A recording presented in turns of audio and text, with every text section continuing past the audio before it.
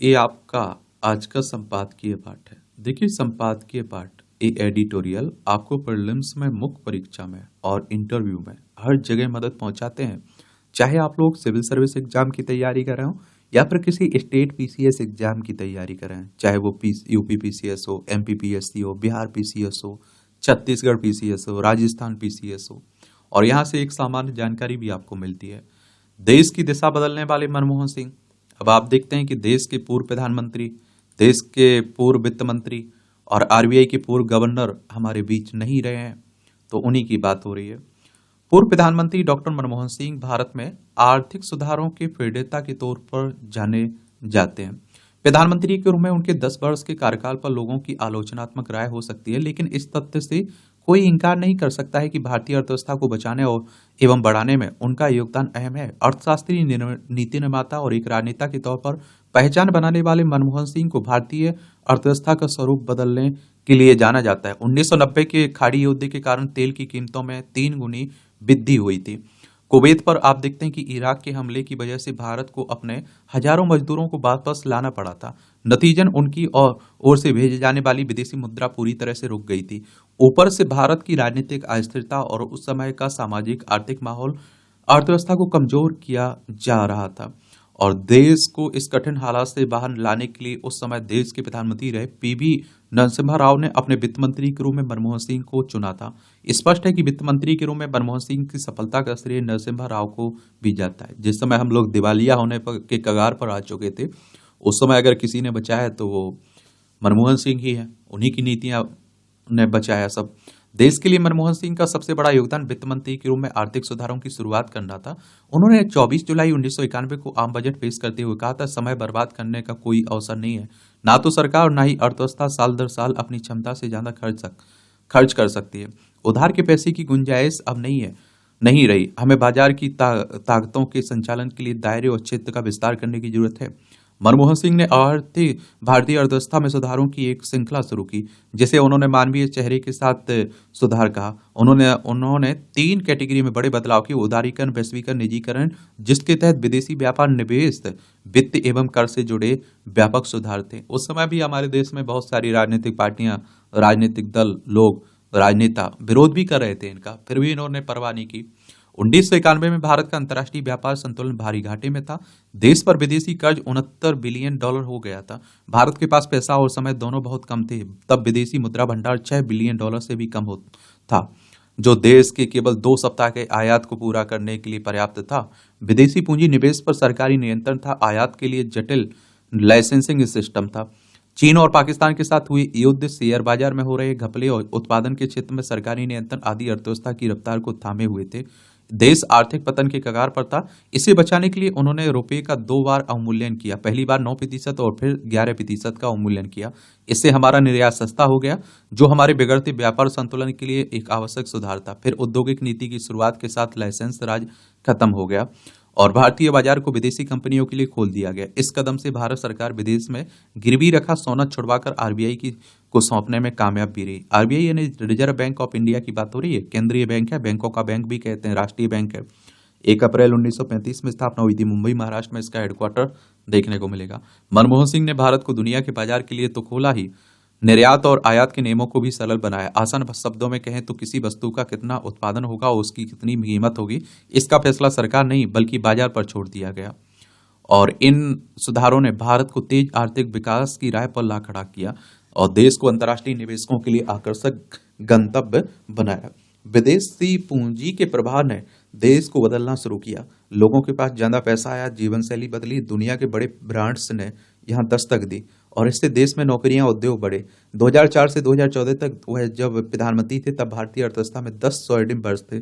उस दशक में भारत की जीडीपी औसतन 8.1% की दर से थी। 2007 में भारत ने 9% की अपनी उच्चतम जीडीपी वृद्धि दर हासिल की थी। उनके कार्यकाल में सबसे बड़ा सामाजिक कल्याण कार्यक्रम महात्मा गांधी राष्ट्रीय ग्रामीण रोजगार गारंटी अधिनियम मनरेगा की बात हो रही है, जिसके तहत आप देखते हैं कि रोजगार मिलता है। मनरेगा कार्ड गाँव में, ग्रामीण क्षेत्रों में आप लोगों ने देखा होगा, जिसे दुनिया का सबसे बड़ी रोजगार गारंटी योजना के रूप में मान्यता प्राप्त है। उनकी सरकार की एक बड़ी उपलब्धि भारत अमेरिका असैन्य परमाणु ऊर्जा समझौते पर हस्ताक्षर भी थे। और इसने भारत के लिए परमाणु अप्रसार संधि एनपीटी के 22वें सदस्य के रूप में स्वीकार किए जाने के दरवाजे खोल दिए।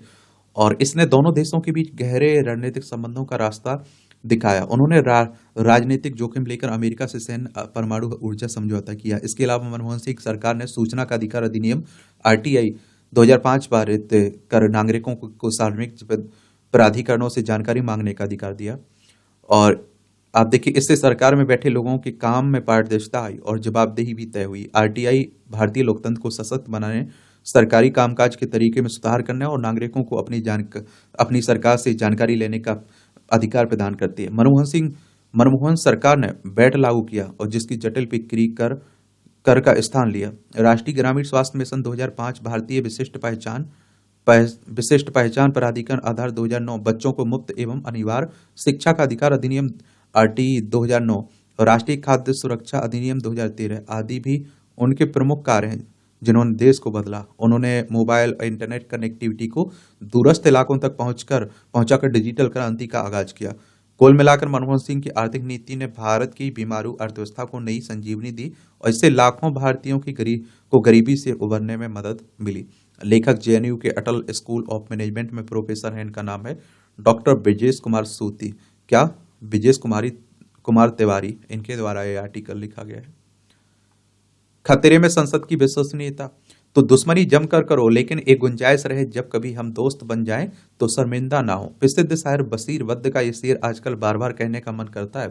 वजह है राजनीतिक कटुता का माहौल। संसद के भीतर बाहर जिस तरह की गलत भाषा का खुला प्रयोग होने लगा है वह दुखद है। और देखिए, पहले क्या था कि मतभेद नहीं हुआ करते थे, मतभेद हुआ करते थे लेकिन मनभेद नहीं हुआ करते थे। एक दूसरे को दुश्मन नहीं समझते थे, बड़ा हंसी मजाक में उनका चलता था। संसद के भीतर बड़ी तगड़ी बहस चलती थी, बाहर आकर दोस्ती, खाना खा रहे हैं साथ में, बैठ के नाश्ता कर रहे हैं साथ में, ऐसा हुआ करता था। और आप देखिए, संसद के भीतर बाहर जिस तरह का गलत भाषा का खुला प्रयोग हो रहा है वह दुखद है। असहमति में तो लोकतंत्र के प्राण बचते हैं, पर वह मर्यादा पूर्वक होनी चाहिए। अगर मर्यादा पूर्वक पूर्ण असहमति पर ध्यान दिया जाए तो कम से कम संसद में घटिया शब्दावली का प्रयोग जरूर थम जाएगा और संसद को वाद विवाद और संवाद से सहमति बनानी होगी, ना कि असहमति का माहौल बनाने में अपनी समय को नष्ट करना होगा। आज देश की आबादी में 65% हिस्सेदारी 35 वर्ष से कम युवाओं की है। हमें इस आबादी की संरचना को ध्यान में रखते हुए युवाओं के चौतरफा विकास की ओर की गति को तेज कर उस पर खरा उतरना होगा। यदि हमें ऐसा नहीं कर पाए तो संसद और सांसदों की प्रतिष्ठा तार-तार हो जाएगी। विधायिका और इससे जुड़ी संस्थाओं की सार्थकता पर अब हर तरफ से सवाल उठने लगे हैं। कारण यह है कि अब संसद में बहस के बजाय हंगामा ही हो रहा है। हंगामे से सदन को बार बार बिना वजह स्थगित करना पड़ता है। जब सदन चलेगा ही नहीं तो वहां पर कामकाज कैसे होगा। सच बात यह है कि संसद में हंगामा करने वाले सदस्यों को अपने दल के नेताओं से हरी झंडी मिली होगी। उनसे कहा जाता है कि वे सदन में नारेबाजी करते रहें, कामकाज ना होने दें। अगर आप कोर्ट की कार्य प्रणाली से वाकिफ होंगे तो आपको पता होगा कि वहां वकील सुबह से शाम तक एक दूसरे के खिलाफ केस लड़ते हैं। उनके बीच तीखी बहस भी होती है, पर लंच और फिर नाश्ते के समय सब बैठकर गपशप कर रहे होते हैं। और उनमें आप देखते हैं कि कहीं कोई कटुता नहीं होती है। ऐसे वकीलों से भी संसद सदस्य को सीख ले सकते हैं। अभी कुछ दिन पहले एक मोटिवेशनल स्पीकर और हिंदू धर्म ग्रंथों के विद्वान एक सेमिनार में कह रहे थे कि जीवन में किसी को शत्रु मानना या फिर उसे शत्रु रखना कतई सही नहीं है। आप अपने को उसी दिन से बेहतर इंसान मान सकते हैं जिस दिन आपके मन में किसी के लिए कोई कटुता ना रहे। पर संसद में सत्ता पक्ष विपक्ष के बीच दुश्मनी वाला भाव दिखता है। अब यह भाव संसद के बाहर भी दिखने लगा। कभी कभी बहुत क्लेश होता है। अब संसद में यादगार भाषण सुनने को नहीं मिलते। और एक दौर था जब संसद में सार्थक चर्चा होती थी और सदस्य सारगर्भित भाषण दिया करते थे। हमारे यहाँ कई प्रमुख सांसद हुए जिन्होंने अपनी वाक्पटुता, तार्किक क्षमता और संसदीय ज्ञान से महत्वपूर्ण योगदान दिया। अटल बिहारी वाजपेयी के संसद में दिए भाषणों को कौन भूल सकता है, और वह अपनी कविताओं और भाषणों के लिए जाने जाते हैं। डॉक्टर राम मनोहर लोहिया की आलोचनात्मक शैली और सामाजिक न्याय के मुद्दों पर मुखरता के साथ अपनी बातें रखते थे। मधु लिमे तो बार बार याद आते हैं। वह प्रश्नकाल में तीखे सवाल पूछते थे। ओजस्वी वक्ता तो वह थे ही। इसी क्रम में जॉर्ज फर्नांडिस भी थे। वह सामाजिक न्याय और गरीबों के अधिकारों के लिए मुखरते इसके अलावा कई अन्य सांसद भी ऐसे थे जिन्होंने अपनी प्रमुखता से भारतीय संसद को समृद्ध किया। एक बार मशहूर क्रिकेटर कमेंटेटर वेंकट सुंदरम बता रहे हैं कि उनके शिक्षाविद पिता पीएम सुंदरम उन्हें बचपन में कहते कहते थे कि वो अखबारों में संसद की कार्रवाई को ध्यान से पढ़ लिया करें। उन्हें पढ़कर देश दुनिया की स्थिति को समझने में मदद मिलेगी। क्या आज कोई अभिभावक अपने बच्चों को कहता होगा कि वे संसद की कार्रवाई से जुड़ी खबरों को पढ़ें या कार्रवाई को टीवी पर देखें? वजह बहुत साफ है कि संसद में बहस का स्तर ही नहीं गिरा, बल्कि वहां तो संग्राम वाली स्थिति बनी रहती है। सिर्फ पंगेबाजी, एक दूसरे पर उल्टे सीधे आरोप लगाने से तो संसद नहीं चल सकती। पिछले हफ्ते संसद परिसर में तब शर्मनाक घटना घटी जब दो सांसद धक्का मुक्की में घायल हो गए। और किसने किसको धक्का दिया इसकी जांच चल रही है, पर धक्का तो दिया गया। तभी तो एक सांसद का सिर फटा। और संसद में तमाम असहमति के बाद भी देश से हित के मामलों पर वाद विवाद और संवाद होना अनिवार्य है। अगर संसदीय लोकतंत्र में राष्ट्रीय महत्व के विषयों पर बहस ही नहीं होगी तो फिर क्या होगा? आज देश की आम जनता में यह भावना तेजी से घर करती जा रही है कि संसद में कायदे से संविधान के अनुरूप कुछ होता ही नहीं है। और यहाँ पर तो संसद मात्र सदस्य आप देखते हैं शोर शराबा करने के लिए आते हैं। यह समझना जाना चाहिए कि संसद की महत्ता और उसकी विश्वसनीयता पर सवाल खड़े हो रहे हैं। यह लोकतंत्र के लिए खतरनाक संकेत है।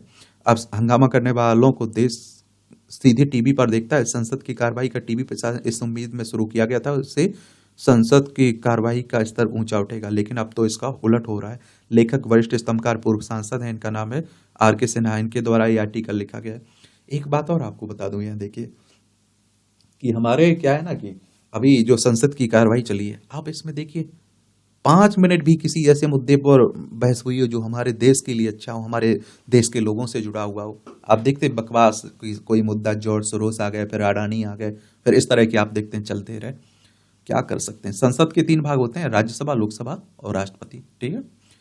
श्रद्धा श्रद्धा एक मानसिक भाव है जो गुरुजनों के प्रति आदर एवं सम्मान का कारण है। यह मनुष्य का सर्व विधि कल्याण करने वाली है।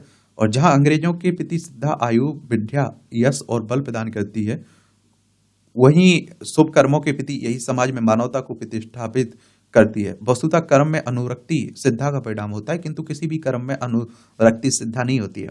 यह ऐसा पवित्र भाव है जिसके आने पर कर्म उपासना बन जाता है और करने वाला उपासक। फिर कोई कर्म अकर्म नहीं होता है और कोई संकल्प अशुभ नहीं होता। अतः श्रद्धा मानव के सत संकल्प का बीज मंत्र है। दृढ़ विश्वास भक्ति का प्रथम सोपान ही यही श्रद्धा को जन्म देता है। भगवान शिव के अर्धनारीश्वर के रूप के समान दोनों का रूप ब्रह्मण रूपेण तो पृथक है, किंतु वे वास्तव में एक हैं। इसलिए मानस के मंगलाचरण में गोस्वामी जी ने शिव और पार्वती के इसी रूप की वंदना करते हुए कहा कि इसके बिना सिद्ध पुरुष भी अंत स्थिति परमात्मा को देख नहीं पाते हैं। अतएव इनका अद्भुत सहचर भक्ति के अग्रिम सोपान का आधार बनता है। ज्ञान की अधिष्ठात्री देवी भी इसके बिना प्रसन्न नहीं होती है।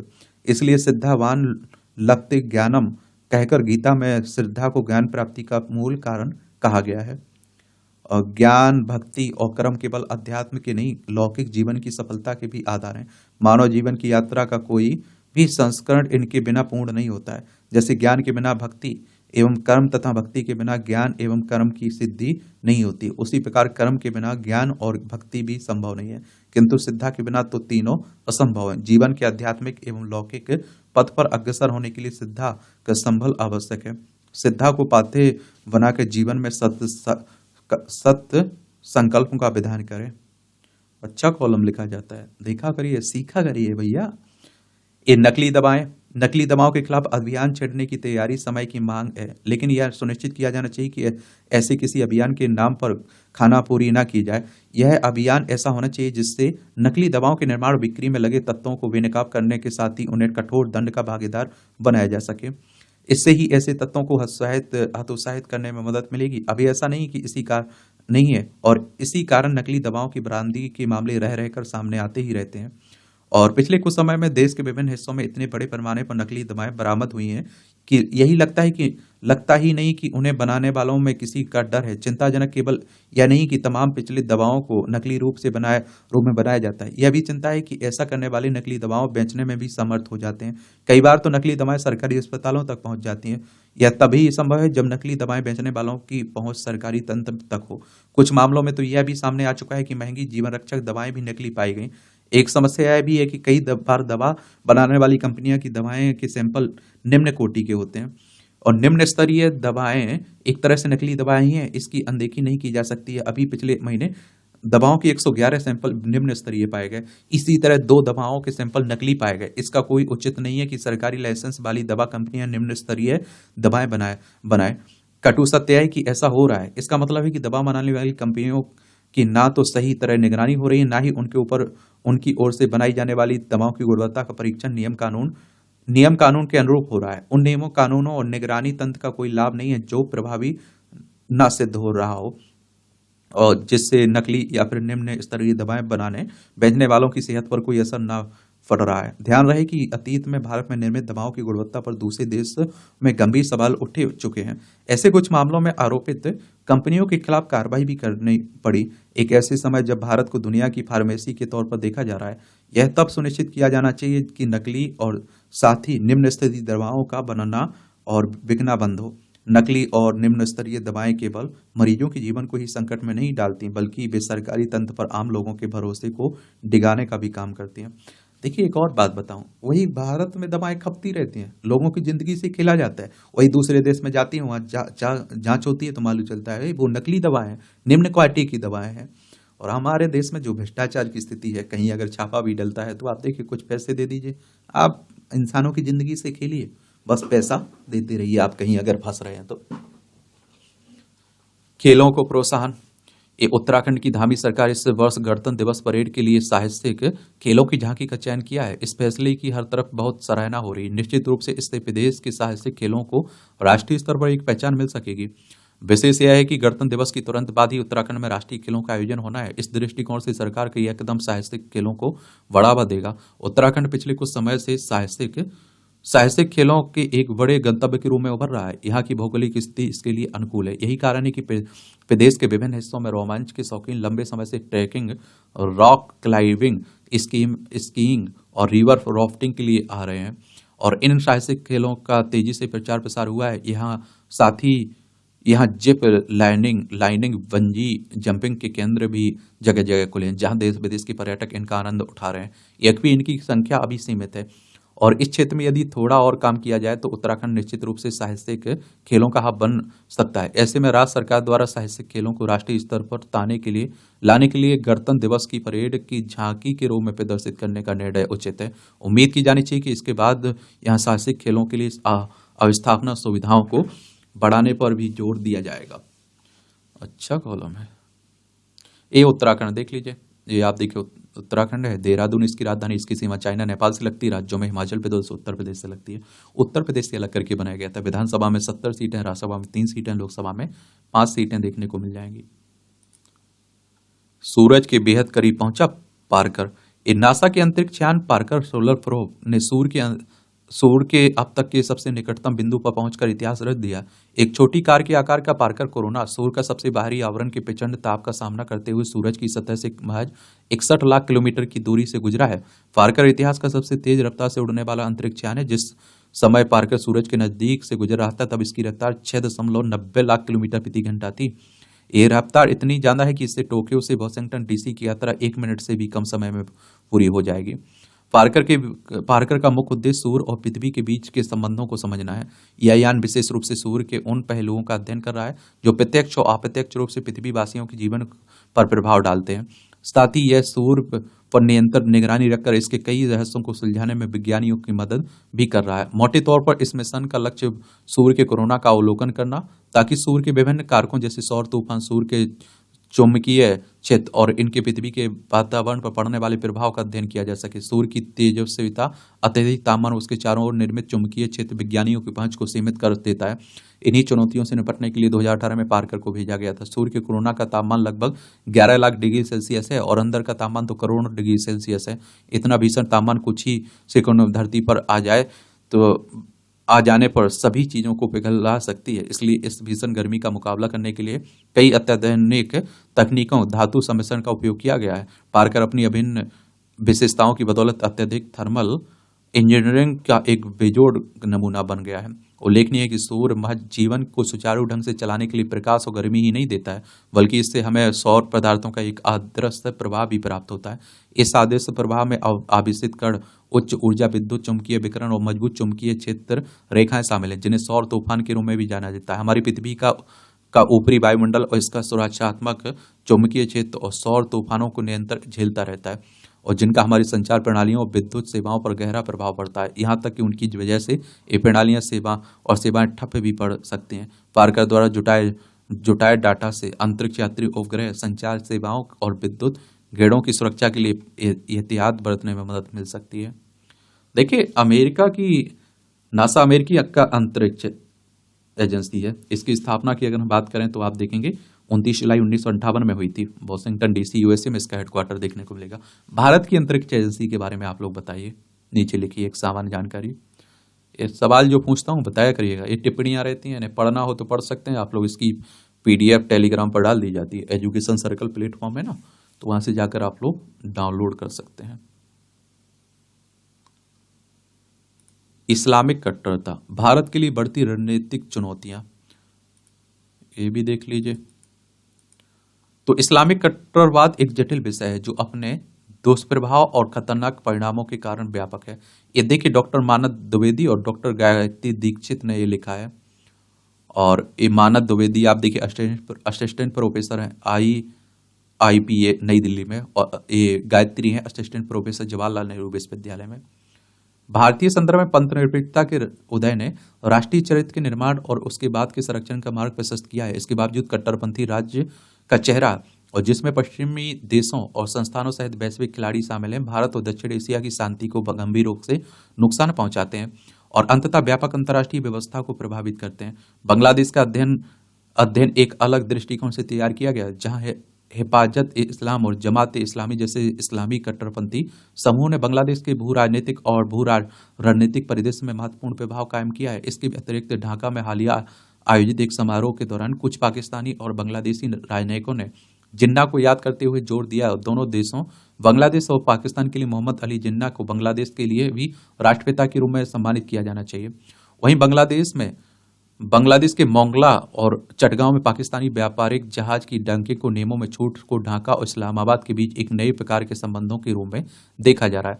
पाकिस्तान बांग्लादेश अपने संबंधों को सुधारने का प्रयास कर रहे हैं, क्योंकि बांग्लादेश में अंतरिम सरकार के सलाहकार मोहम्मद यूनुस को नई दिल्ली और ढाका के सौहार्द को चुनौती देने के लिए इस्लामी एजेंडे के रूप में उपयोग किया गया है। ढाका में सत्ता परिवर्तन आवामी लीग समर्थित छात्र कार्यकर्ताओं और जिहादियों के बीच मिलीभगत से हुआ है, जिन्होंने कुछ महीने पहले शेख हसीना सरकार को हटाया है। उस समय नई दिल्ली में शेख हसीना के शासन को बनाए रखने के लिए राजनीतिक प्रयास किए, लेकिन सफलता नहीं मिली। फिर भी पाकिस्तान और पूर्वोत्तर के विद्रोहियों की मिलीभगत ने बांग्लादेश में इस्लामिक कट्टरपंथी ताकतों को नियंत्रित करना भारत के लिए हमेशा चुनौती रही है। और यहाँ तक कि पाकिस्तान में भी इस्लामाबाद की राजनीतिक व्यवस्था अफगानिस्तान की कट्टरपंथी ताकतों और बलूचिस्तान का नॉर्थ वेस्ट फ्रंटियर एजेंसी में भड़काई जा रही अशांति से खतरा है। जहां तक भारत का संबंध है, तो हमें एक स्थिर पड़ोसी की आवश्यकता है जो कम से कम अपने घर को नियंत्रित कर सके। पाकिस्तान में व्याप्त बेलगाम आतंक से भारत भी दुष्प्रभावित हो सकता है। साथ ही पाकिस्तान के नियंत्रण से गुलाम जम्मू कश्मीर को वापस पाने के भारत के प्रयासों में बाधा डाल सकता है। भारत को पहले ही अमेरिका, रूस और तुर्की जैसे देशों के साथ इस मामले में मेहनत करनी पड़ी। देखिए, एक पड़ोसी ये है बांग्लादेश। पश्चिम बंगाल, असम, मेघालय, त्रिपुरा, मिजोरम 5 राज्यों की सीमा लगती है। 1971 तक ये पाकिस्तान का ऐसा हुआ करता था। 1971 में पाकिस्तान से अलग करके बना था ये, और इंदिरा गांधी उस समय हमारे देश की प्रधानमंत्री थी, और बांग्लादेश को आज़ाद कराने में उनका बड़ा योगदान भी था हमारे देश का। लेकिन आजकल आप देखते हैं कि पाकिस्तान की तरफ झुकाव इसका देखने को मिल रहा है। हिंदुओं पर अत्याचार। अगस्त में शेख हसीना के इस्तीफे और घटनाक्रम की एक नाटकीय श्रृंखला के बाद देश छोड़ने के एक दिन बाद भीड़ ने एक लाज के परिसर में जबरन प्रवेश किया और कई मूर्तियों को तोड़ दिया। इन मूर्तियों को छोड़कर संपत्ति को कोई अन्य नुकसान नहीं हुआ। करीब 1500 कलाकृतियां और मूर्तियों को नष्ट कर दिया गया, और इनमें से कई मूर्तियां बांग्लादेश के संस्थापक मुजीबुर रहमान की थी, जो भारत पाकिस्तान के बीच 1971 के युद्ध में भारतीय सेना की वीरता के कारण ढाका को मुक्त करने में सक्षम हुए थे। बांग्लादेश में रक्षा प्रतिष्ठानों और खुफिया एजेंसियों में बढ़ते कट्टरपंथ का खतरा भी बना हुआ है। वर्ष 1971 में भारत द्वारा बांग्लादेश की मुक्ति से पहले ढाका के प्रशासन से कट्टरता, उग्रवाद, धार्मिक कट्टरता के खतरों का सामना किया। जमात इस्लामी नामक एक आतंकवादी गुट ने मुक्ति आंदोलन को कुचलने के लिए कुचलने के लिए पाकिस्तानी सेना के साथ सहयोग किया। वहां के एक पोर्टल ने यह रिपोर्ट किया कि आईएसआई का ध्यान केवल इस्लामी समूह तक सीमित नहीं है, बल्कि भारत के पूर्वोत्तर राज्यों में सक्रिय उल्फा और एनएससीएन आईएम जैसे विद्रोही समूहों तक फैला हुआ है। प्रमाण बताते हैं कि उल्फा का सीज कैडर ढाका में पाकिस्तानी उच्चायुक्त के संपर्क में था, कई मोर्चों पर फर्जी नामों और पाकिस्तानी पासपोर्ट के साथ पाकिस्तान की यात्रा कर चुका है। ये आप देखिए हमारा पूर्वोत्तर भारत है। और भारत की विदेश नीति में सुधार, प्रधानमंत्री नरेंद्र मोदी और भारतीय विदेश मंत्रालय ने जिस तरह से पश्चिम एशिया में भारत की विदेश नीति को सुधारने और भारत पश्चिम एशिया आर्थिक गलियारे को यूरोप तक बढ़ाने के लिए मेहनत की, वह उल्लेखनीय है। मुस्लिम देशों के साथ घनिष्ठ संबंध बनाना भारत के लिए वरदान हो सकता है, जो इस्लामी दुनिया के नेता होने का दावा करने वाले इस्लामाबाद के राजनीतिक प्रभाव को सीमित कर सकते हैं। भारत सहित पूरी दुनिया दो वैश्विक भू रणनीतिक व भू राजनीतिक ध्रुवों में बटी रही। अमेरिका और पश्चिम के नेतृत्व वाले खेमे में भारत, ऑस्ट्रेलिया और न्यूजीलैंड क्वाड समूह के रूप में एक साथ आ रहे हैं। दूसरी ओर आप देखिए रूस, चीन, ईरान और उत्तर कोरिया जैसे देशों का दूसरे खेमे का निर्माण हो रहा है। शीत युद्ध के बाद की स्थिति में ये दो ब्लॉक एक दूसरे के खिलाफ खड़े नजर आते हैं। कहा जा सकता है कि इस्लामी कट्टरवाद का खतरा भारत, अमेरिका जैसे देशों के लिए एक रणनीतिक सहयोग और अभिसरण बिंदु साबित हो रहा है। आप लोग क्या सोचते हैं? अपनी राय जरूर दिया करिएगा। ये बांग्लादेशी घुसपैठियों पर सख्त नियंत्रण, अब बांग्लादेश से देखिए दिल्ली तक आ जा रहे हैं लोग अवैध तरीके से। विधानसभा चुनाव नजदीक आने के कारण दिल्ली में राजनीतिक माहौल गर्म है। इस बीच एक बार फिर से वहां बांग्लादेशी घुसपैठियों का मुद्दा सुर्खियों में। खुफिया रिपोर्ट के अनुसार दिल्ली, एनसीआर सहित देश के प्रमुख महानगरों में एक घुसपैठिए बस गए हैं।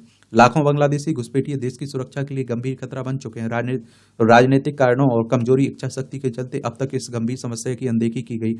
और हालांकि हाल में ही उपराज्यपाल के आदेश के बाद दिल्ली पुलिस द्वारा घुसपैठियों रोहिंग्याओं के खिलाफ तलाशी अभियान शुरू किया गया है। वस्तुतः ये घुसपैठिए दिल्ली एनसीआर में हत्या, लूट, डकैती, चोरी, अन्य आपराधिक वारदात को अंजाम देते हैं, जिस कारण यहाँ अपराध का ग्राफ तेजी से बढ़ा है। बांग्लादेश से रोहिंग्या मुस्लिमों के दिल्ली एनसीआर के एक सुरक्षित ठिकाना बनता जा रहा है। हाल ही दिल्ली में बड़ी संख्या में इनकी पहचान की गई है। और इस बीच सर्वोच्च अदालत द्वारा रोहिंग्याओं की प्रत्यावर्तन के खिलाफ पैरवी करने की याचिका को खारिज करने के बाद सरकार रोहिंग्याओं को वापस म्यांमार भेजने में असमर्थ दिख रही है।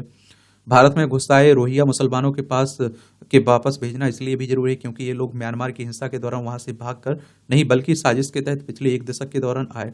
आशंका इसलिए भी उठ रही है कि असम और बंगाल के शरणार्थी कैंपों को छोड़कर इतनी दूर ये दिल्ली और जम्मू कश्मीर कैसे पहुंचे। याद रहे कि 2010 से लेकर अब तक रोहिंग्या और बांग्लादेश घुसपैठियों की संख्या में करीब 4 गुना बढ़ोतरी दर्ज की गई है।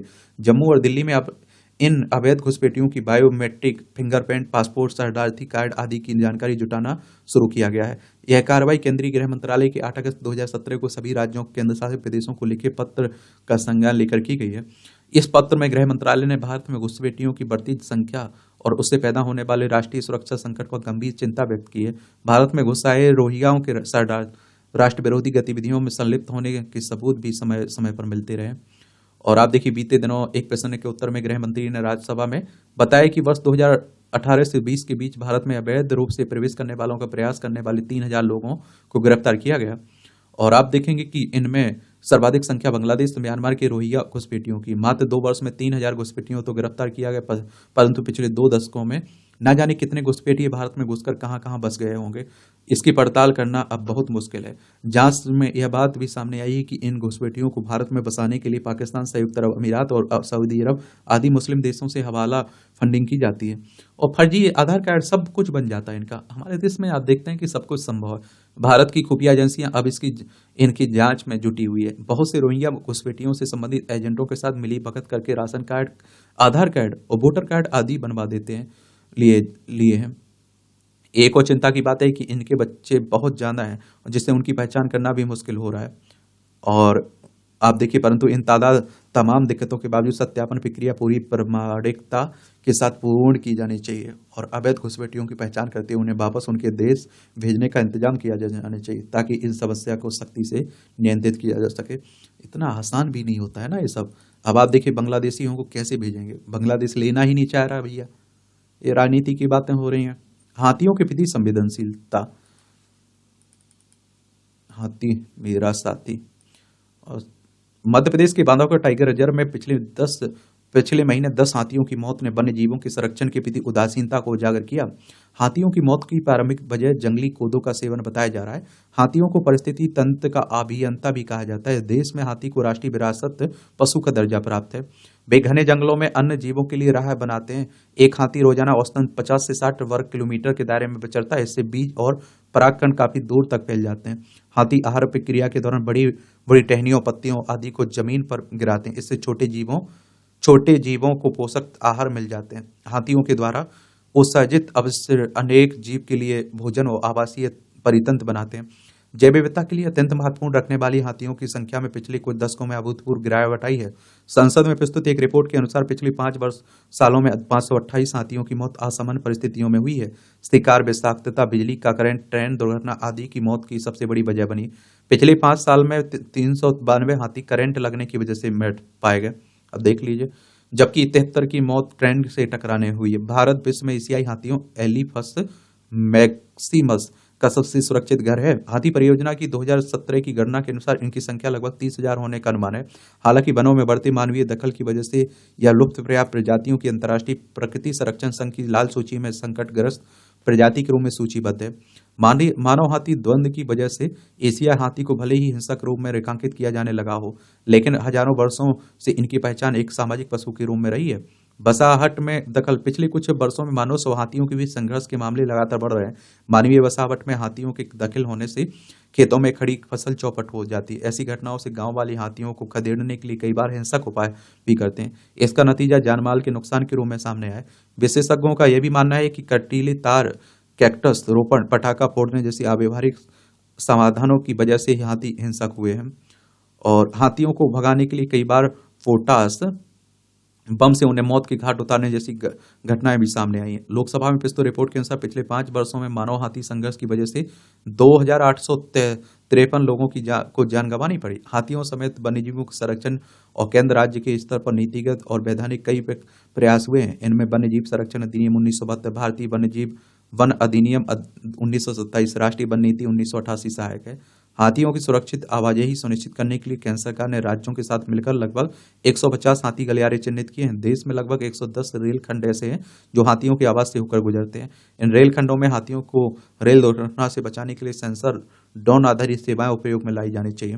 इन स्थानों पर अंडरपास, पटरियों के किनारे पेड़ पौधे की सफाई के साथ रैंप निर्माण किए गए और हाथियों के अवैध स्थानांतरण को रोकने के लिए पर्यावरण, वन, जलवायु परिवर्तन मंत्रालय भारतीय वन्यजीव संस्थान के सहयोग से डीएनए प्रोफाइलिंग कर रहा है। इसके लिए देश भर में बंदी हाथियों से जैविक नमूने के तथ्य गज सूचना नामक मोबाइल एप्लीकेशन में संकलित किए जाते हैं। केंद्र सरकार ने बंदी हाथी स्थानांतरण परिवहन निगम 2024 अधिसूचित किया। छत्तीसगढ़ में वन विभाग ने एआई आधारित हाथी अलर्ट ऐप तैयार किया है। इस ऐप में रेलवे लाइन पर बिजली की अवसंरचनाओं की जानकारी भी मिलती है। इससे हाथियों की चहलकदमी की जानकारी मिलती है। यह ऐप संवेदनशील इलाकों में हाथियों के प्रवेश से पहले संबंधित विभाग के अधिकारियों को सूचनाएं प्रेषित कर देता है। वनों की कटाई, बर्ता खनन, कृषि कार्यों को जब तक सीमित नहीं किया जाएगा तब तक हाथियों तथा किसी भी वन्य जीव का संरक्षण अधूरा रहेगा। हाथियों के व्यवहार को समझने बिना उनके संरक्षण का प्रयास नहीं होगा। कई राज्यों में वन विभाग ने हाथियों के समूह को चिन्हित करने के लिए कॉलर आईडी जैसे नवाचार को अपनाया। इसके अच्छे परिणाम सामने आए। ऐसे प्रयासों को बढ़ाना होगा। देखिए, उनकी भी धरती है। अब देखते हैं, इंसानों की जनसंख्या दिन दोगुनी रात चौगुनी तरक्की हो रही है, हाथियों की संख्या घटती जा रही है। एआई यानी कि आर्टिफिशियल इंटेलिजेंस की बात हो रही है, कृत्रिम बुद्धिमत्ता की।